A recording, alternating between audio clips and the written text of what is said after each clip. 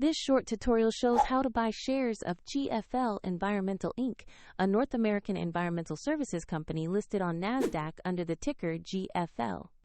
This is an educational guide and not financial advice.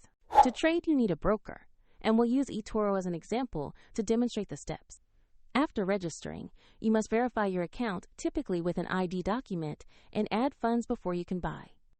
Use the platform's search bar and enter the ticker GFL to locate the company. Select the matching NASDAQ listing to open the correct stock page. On the stock page, check the company overview and the price chart to confirm it's GFL Environmental Inc. Make sure the listing displays NASDAQ and the GFL ticker before proceeding. Click Buy, enter the amount you want to invest, then review and confirm the order. If the market is closed, your order may be queued or placed according to your order type.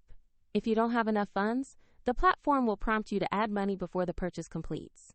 Your new position will appear in your portfolio once the order is executed.